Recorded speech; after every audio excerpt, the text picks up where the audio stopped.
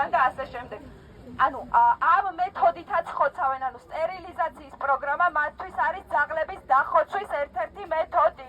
ასე რომ ამათ არაფერში არ აწყობთ კვალიფიციური ვეტერინარები და ძაღლების გადარჩენა, იმიტომ რომ მათთვის არის მნიშვნელოვანი, რაც შეიძლება მეტი მოკლან. ეხლა მეორე საკითხი, რომელიც მინდა რომ გაავრცელოთ ასევე თქვენს. ეს ეხება ყველა ადამიანს, გარდა იმისა, რომ აგრესიული ძაღლები რჩებიან.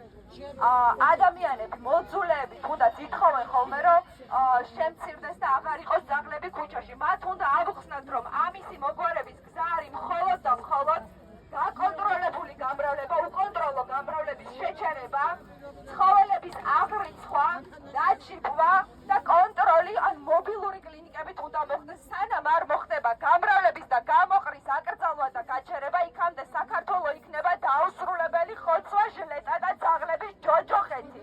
და ამ ჯოჯოხეთს ვუყურებთ ჩვენს ცხოველთა მოყვარულები ყველას, ვისაც გვიყვარს.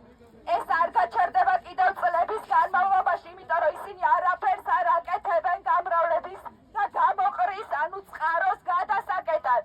ამიტომ ყველას აუხსენით და ეს ყველამ უნდა იცოდეს. მოითხოვეთ სტერილიზაციის პროგრამა რეგიონებში. ყავთ მათ მობილური კლინიკები, დაამატონ თუ არა აქვს და შექმნან ინფრასტრუქტურა და ქუთაისში კი ნუ ელოდებიან სოფლებიდან ჩამოყვანილ ძაღლებს.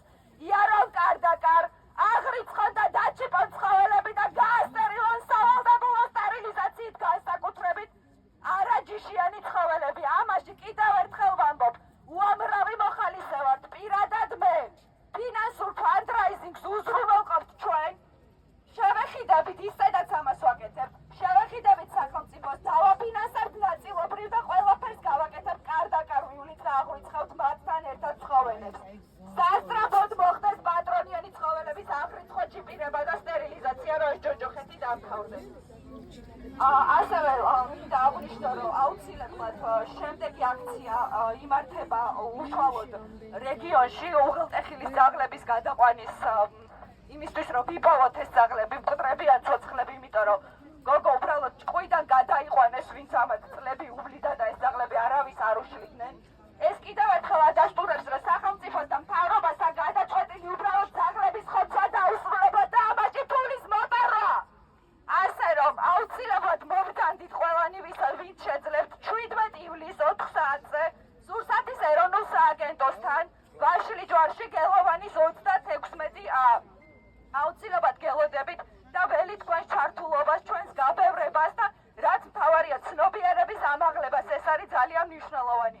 ინფორმაცია თუ რა ხდება რეალურად უნდა გქონდეს მოძულესაც, მოყვარესაც და ყველას, იმიტომ რომ ძალიან ბევრი ადამიანი არის ამ ქვეყანაში, ვისაც უბრალოდ წარმოდგენა არ აქვს რა ხდება, რო დაგვინახავს ვერ იგებს მარტივად რა ხდება და ჩვენ ამათ უნდა ავუხსნათ, ჩვენ ვართ პასუხისმგებლები, რომ ყველას ავუხსნათ შვიდად, წყნარად, რა სიტუაციაა და რატომ არავისთვის არ არის ხელსაყრელი ეს ხოცვა, ჟლეტა, რასაც ესენი აწარმოებენ. სრულიად უკანონოდ და აუცილებლად დაიჭება ყველა დამნაშავე. არავის არ გქონდეთ იმედი იმისი, რომ გადარჩებით დამჭერიდან დაწყებული პიარით და დირექტორებით და მინისტრებით დამთავრებული ყველა აგებთ პასუხს იმაზე, რასაც აკეთებთ.